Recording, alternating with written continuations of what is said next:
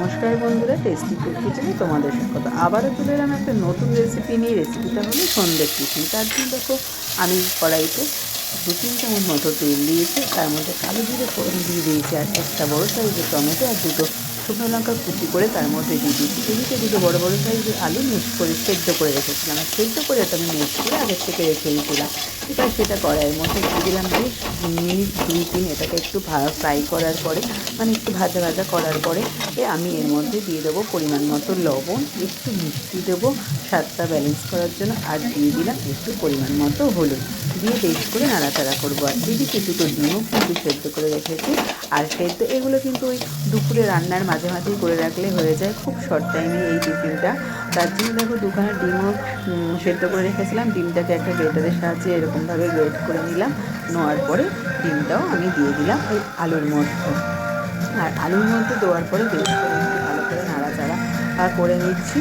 নাড়াচাড়া করে নেওয়ার পরে এর মধ্যে আমি দিয়ে দেবো কিন্তু একটু গরম মশলা।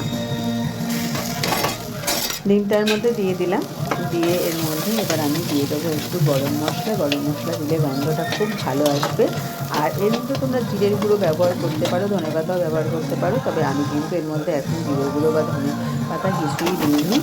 খালি কিন্তু ডিমের মধ্যে একটু গরম মশলা দিয়ে নাড়াচাড়া করে আমি পুরটাকে রেডি করে রেখে দিলাম। এবার দেখো একটা বাটিতে আমি নিয়ে নিয়েছি ওই 200 মতো ময়দা।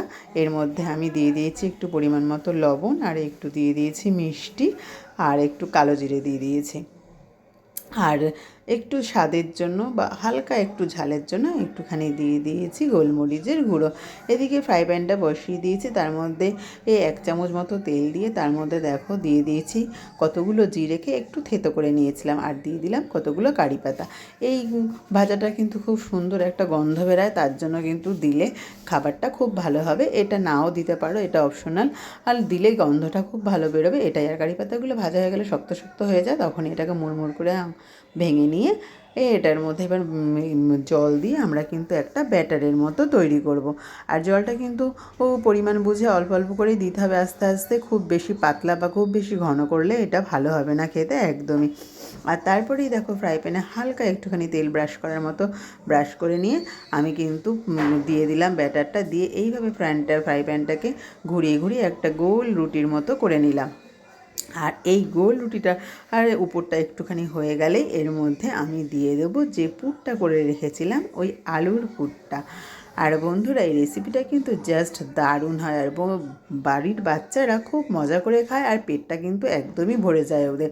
সবসময় ওই চাউমিন ম্যাগি এইসব ছাড়াও এই লুচি তরকারি না দিয়ে এরকম টিফিন করেও তোমরা কিন্তু সন্ধ্যাবেলা দিতে পারো বাচ্চাদের। আর দেখো পুরটাকে দিয়ে এইভাবে পাটিসাপটার মতো গোল গোল করে ঘুরিয়ে দিলাম। আর এটা যদি ওদের সস দিয়ে খেতে দেওয়া হয়, ওরা কিন্তু খুব খুব মানে আগ্রহের সাথে খায়, আর তাতে সন্ধ্যার টিফিনটাও ভালো হয়, ওদের পেট ভরে যায়।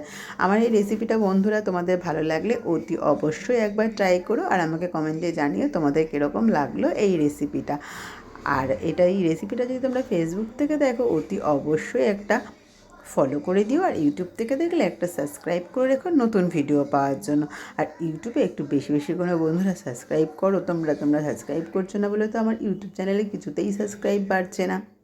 তো আমার ইউটিউব চ্যানেলটা অতি অবশ্যই একটু তোমরা সাবস্ক্রাইব করে রেখো। আর দেখো এইভাবেই আমি সমস্ত সন্ধ্যার টিফিনটাকে বানিয়ে নিলাম। আর এই পাটিসাপটার মতোই কিন্তু এগুলোকে দেখতে হলো, আর খেতেও কিন্তু খুব সফটি। তোমরা কিন্তু এটা ময়দা দিয়েও করতে পারো, আবার চালের গুঁড়ো দিয়েও করতে পারো। দেখো বন্ধুরা তোমাদের দেখিয়ে দিচ্ছি এত সুন্দর সফটি সফটি হয়েছে, আর খেতেও কিন্তু খুব ভালো। আর এইভাবে টমেটো সস দিয়ে খেতে দারুণ লাগে। তো চলো বন্ধুরা, টাটা।